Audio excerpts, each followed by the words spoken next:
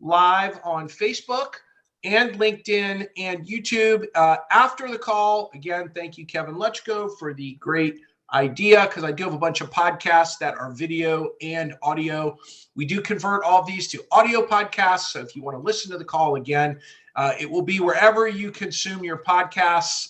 Just look for The Big Joel Show. That could be, Apple or iHeartRadio or Spotify, or wherever you watch, they're there. All the episodes are there.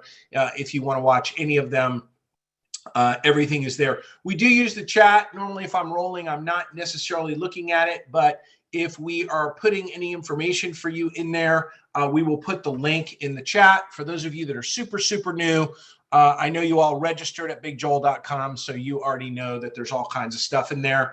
If you didn't see, there's a lot of podcasts in there that a lot of loan officers use to share with their agent partners, because half of the podcasts are me interviewing a loan officer and half are me interviewing a top producing real estate agent. And what loan officers do is they'll grab a podcast off there, they will text it to their agent partner and then talk to them about it. So those of you that haven't rooted around in there on the site or on YouTube, there's lots of stuff in there. Okay.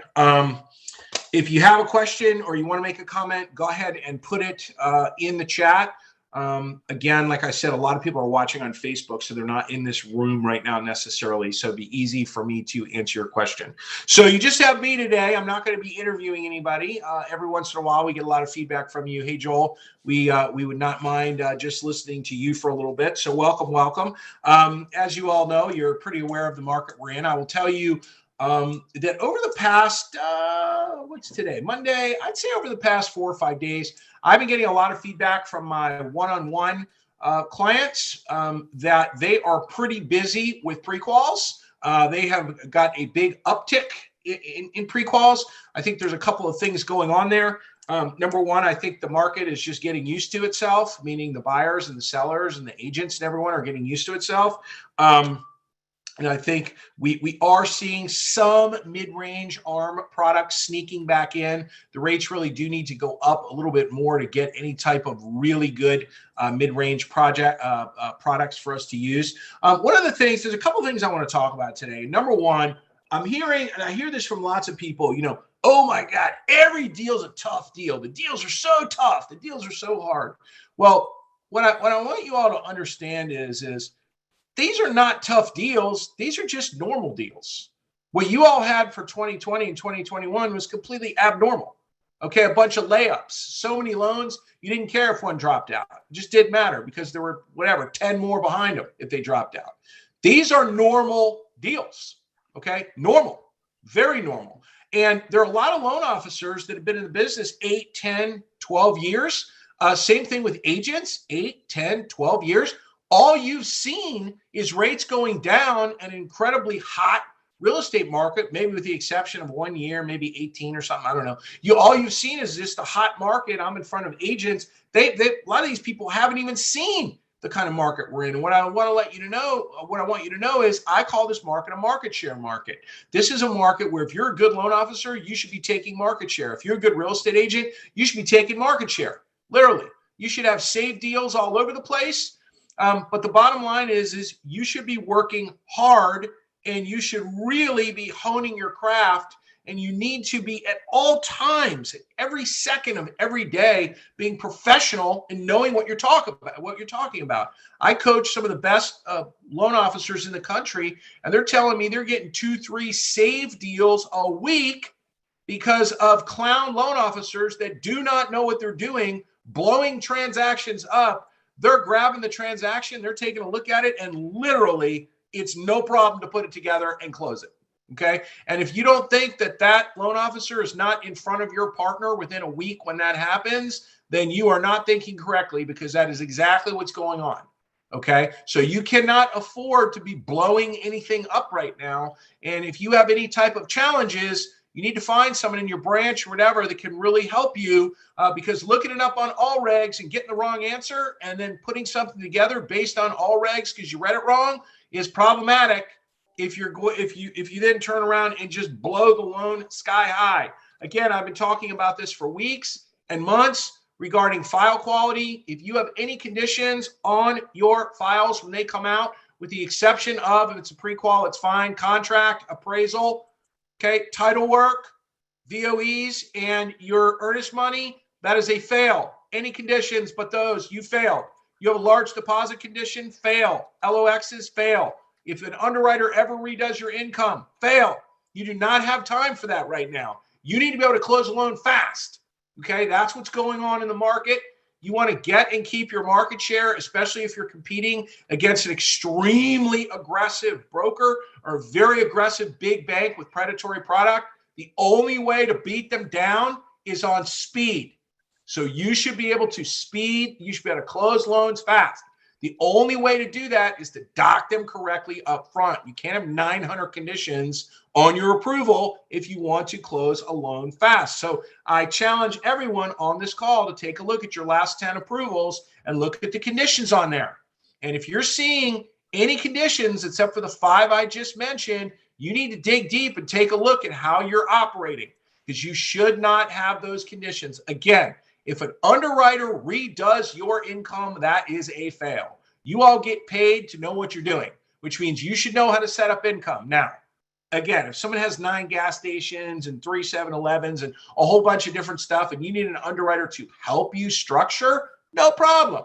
Let the underwriter help you structure before you submit it. But the underwriter should not be coming back to you, okay, and changing your whole file. That should not be going on. Okay, you need to be able to close loans literally in 10 days. I'm looking at a lot of faces on here. Most people on this call right now, your company can definitely close a loan in 10 days if you need to, okay, or 12 or whatever it is, but they can definitely close a loan fast if you do everything correctly up front, okay? So we've talked about on this call a little bit regarding rates. I know the big hot thing is the 2-1 buy down. Okay. And I've told you all in the past when I started, and I've been in the business just for a little bit, maybe 30 plus years, but I did get in when I was 3 years old. So we'll leave it there. Okay. And every contract that came across to me had seller pays discount points. It wasn't even a closing cost credit. It literally said discount points in it because the rates were 13, 14% when I first started writing loans. And so it was just very common that's what it was, 2 points, 3 points, whatever. You know, one of the big problems we're having right now, and again, I'm talking about this every 2 weeks on purpose because I want to get it in your head so you know, is we have a lot of real estate agents that do not know how to talk to their clients at all. They are losing deals because they're not getting their clients to you fast enough. I just told a group of agents last week in Hartford, Connecticut, the best thing you could possibly do is take a timer. And if you talk to a new client for more than 90 seconds before they're on the phone with your lender, that is a fail. You should not be overcoming rate objections, any type of market type objections. You overcome objections having to do with the house and the gutters and the roof and all that stuff. Do not try to overcome interest rate objections. Get your potential buyer or seller to your lender partner immediately. I also told them, which they all took a note on, said, does your lender partner currently speak to your sellers? Are they part of it when you take a listing? Because your sellers should be ready for certain kinds of concessions, and they should have things explained to them, okay, which is my big point for today. I'm sure everyone will nod if your cameras are on right now. I'm sure you have all noticed appraisals coming in high all over the map. Well, we got a bunch of experienced loan officers on here. We all know why that's happening. That's happening because appraisals are using comps from 3-4 months ago, whatever it is. Okay. So we're having this scenario where the house is listed for 500, it appraises for 520, it goes for 480, or maybe it goes for 500 with 20,000 in closing. Okay. But the appraisal is coming in high. We have a unique moment in time right now where when you buy a house, you can definitely get concessions from the seller unless it's a spectacular 3-2 that 20 people still want in a weird market. You can get concessions, whether it's in the form of points to buy a rate down or points to pay all your closing costs, whatever it is, and the house is still appraising, okay? Those of you that have been around for a while, if the rates tick down 3/4 in rate, right? We know we basically have no refis. We don't care. But if the rates tick down 3/4 in rate, what do you think is going to happen? The media is going to do the same thing they're doing now, and they're killing us right now. They're going to do the same thing. Oh, the rates are dropping. Oh, it's so awesome, whatever. That everyone comes out of the woodwork. There's tons of inventory right now, right? Tons of inventory. And people are going to start writing contracts. And what's going to happen? Surprise, surprise, the prices are going to go right back up, okay? Because we're going to have multiple offers on that $500,000 house. Now there's 10 people that want it again, not one after it sat for 20 days or however long it sat for. So, you know, you need to be a source of information, BASOI. That's a shout out to Pat Casey. If you're on, you should be a source of information at the highest level right now with your agent partners. You need to teach them how to walk through this. You need to teach them what's going to happen so they can teach their buyers and sellers. If you don't have those type of relationships, you need to take a hard look at what you're doing all day, because you need to be able to do that in this market. I have had no less than 10 broker owners of real estate offices and companies tell me they're very concerned that their agents are losing a ton of at-bats because they don't know how to overcome objections with potential buyers and sellers. And the lender is never getting a chance to help them, and the transaction is going, whoo, before it even goes anywhere. The rates are too high. I can't do anything. I want to wait till the prices come down. Yada, yada, yada, blah, blah, blah, whatever. Okay. The bottom line is the agent that might have been in the business for 6 or 7 years, they've never seen this before. They really don't know what to say. They just freeze up. Okay. We are the numbers people. We are the pencil sellers. Those of you that can't do your job with a pen or a pencil, a calculator, and a napkin, you need to take a tough look. You shouldn't need your laptop. Okay, you should be able to explain something to people with a napkin and a pen and a calculator. Okay, and again, if you don't know how to do that, find somebody extremely old like Chris Parker or Ed Brem and get them to show you, okay, that learned how to do that old school like me. Okay, we didn't have DU. There was no DU. You had to run the numbers. Okay, it's very, very, very important right now. But you all should be sitting down with your agents. Those of you that are Joel people on here doing B2Bs, you know, a bunch of you all are starting crush groups in a couple weeks, which is awesome. When you're sitting down with your agents, you need to get them excited. They should be beating drums with all of their buyers they have on the fence, or maybe people you pre-qualified, to get them interested and to really start writing offers, because right now it's a unique moment in time. They can buy houses and get those concessions right now. Again, rates tick down at all. Forget about refis. The media is going to go crazy. We still have over 4 million people in the United States that want to buy houses right now. 4 million people that want to buy houses. Okay. The inventory is there now. The rates tick down a little bit. Everyone's going to get excited, start writing offers. We all know what's going to happen. The price is going to go right back up, and the winning offer is going to be, you know, no contingencies, no closing costs, no nothing. So the person that needed 20 grand or 18 grand or 12 grand or whatever your number is, they're out. They're out because now we got 15 offers or 10 offers again. I'm not making this up as I go. This is exactly what will happen. Okay. So what's going on is we do have a really unique moment in time, because these appraisals are coming in high everywhere.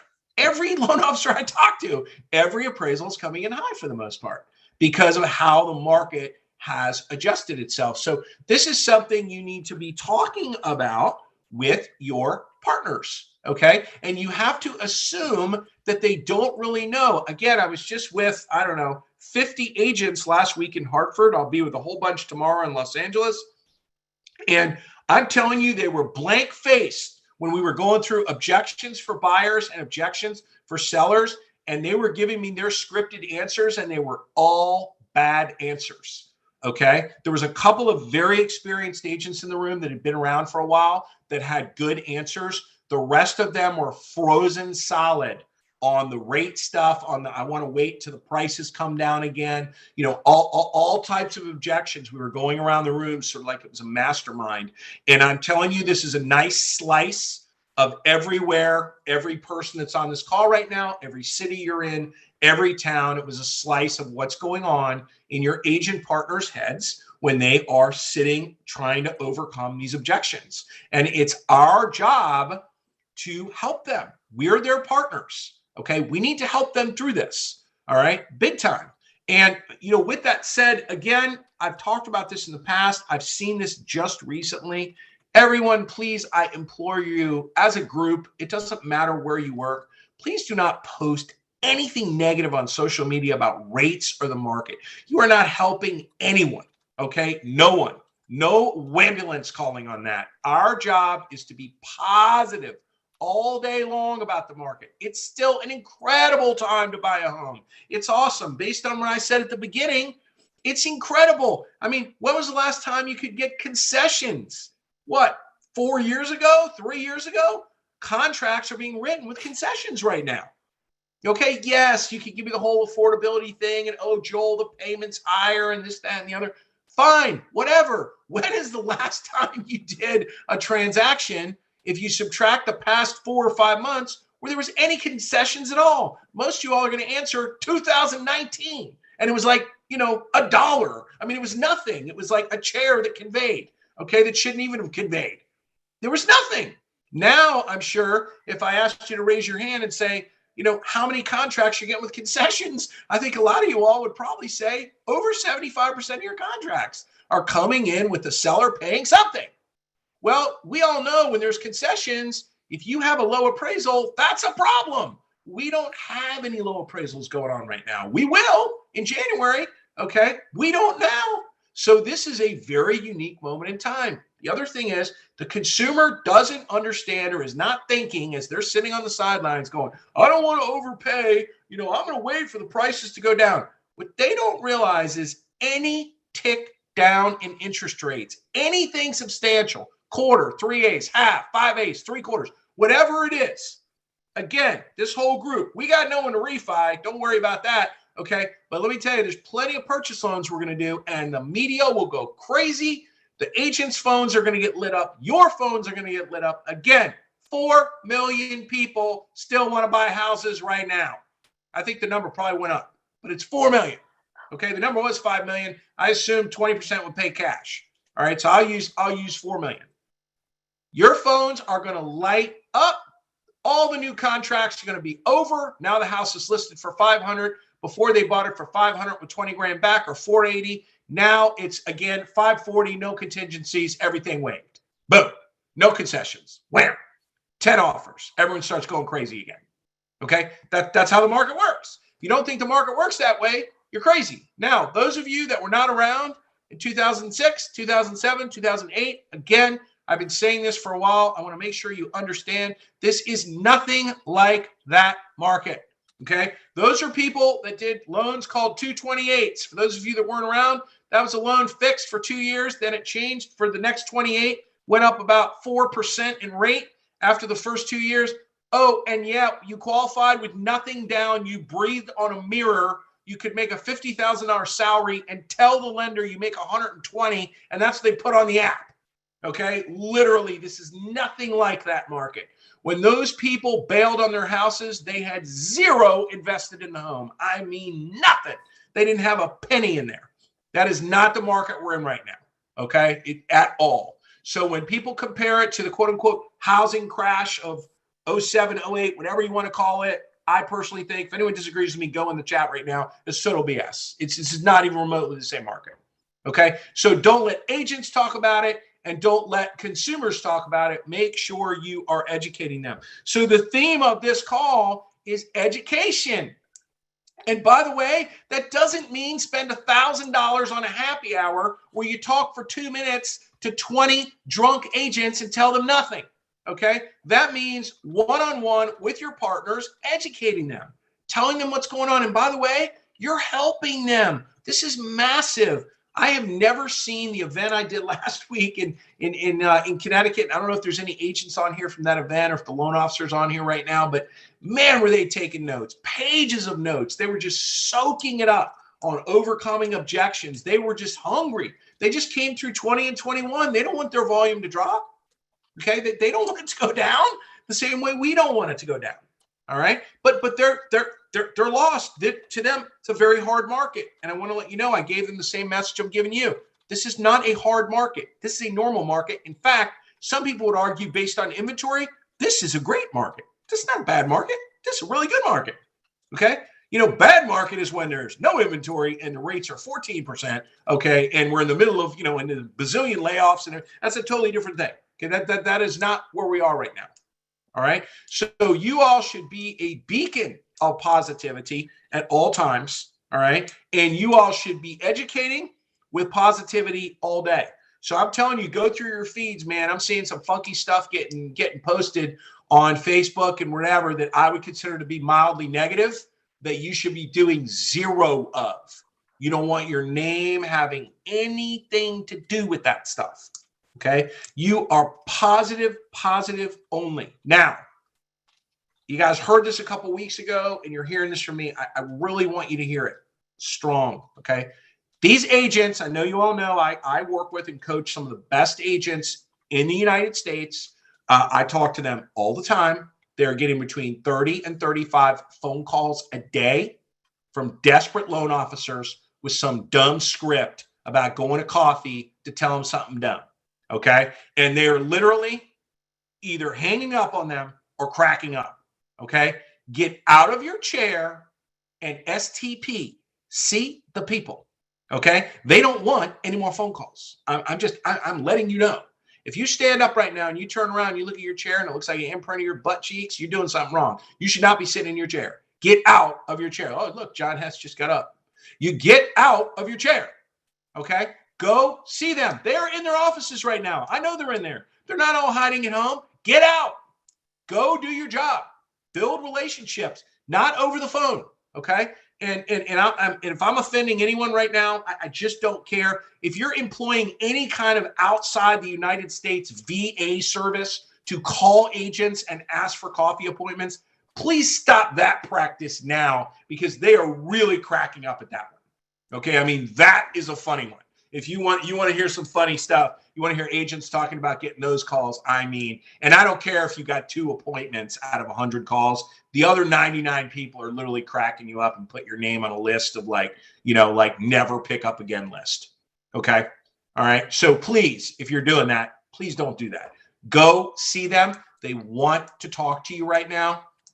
They don't know what to do. They're hanging on. Waiting, and what they're waiting for, I don't know. I've told them this is a grind market. Grind every deal, tough deals. These are not tough deals. These are normal deals. Okay. So the theme of this call today really is you need to be educated yourself, and you need to make sure you're educating your partners what's going on. I will tell you, you sit down with them right now. You get off this call, go set a lunch or something, and you sit and you tell your agent partner, hey, I'm sure you've seen appraisals coming in high. Let me tell you what that means. They will be very interested in that conversation, meaning anything that they can use to get some of their potential buyers or sellers off the mark to either list or buy, they want. And you will literally be handing it to them. This is something they can talk about, okay? Or they can immediately get their clients on the phone with you so you can talk about it. Okay. But the reality of it is you literally need to go do that. And the LOs that are doing that are truly partnering with their partners, are the ones that are going to win. This landscape is going to look very different in the spring. Literally, it is going to be different in the spring. There's going to be a lot less agents and a lot less loan officers.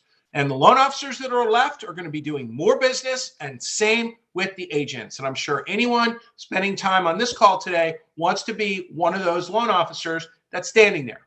Okay. You will not be one of them if you're doing the same thing you were doing in 2021, in between checking out second homes to buy to Airbnb because you're making triple the money you've ever made in your life, or checking out a new, sports car online all day. Okay. The bottom line is it's not time for that right now. It's dig in time. And if you dig in, you will win. Huge. Okay. So again, everybody be positive. Everybody get out there. This should be an incredible fall. If I were you, I would take a piece of paper and I would write this down on it with a Sharpie.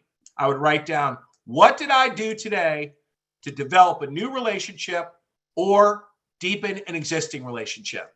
And if the answer is no at the end of the day, then that day is a fail. I don't care if you took 4 new loans for the day. What did I do today to deepen an existing relationship with someone that can refer me loans, or develop a new one. I'm going to reverse that, develop, deepen. It's the same thing. Okay. All right. Literally every day. What did you do? At the end of the day, what did you do? If you didn't do at least one thing, consider that day a fail. Okay. Because that's the kind of stuff you work on that. You got tons of loans. You don't have to worry about taking new loans if you're working on that. Because remember, everyone, your job is not to do loans. Your job is to find people who know people who need loans, become best friends with those people, and have them refer their people to you. Your job is to get referrals. Your job is to partner with referral sources where you add value.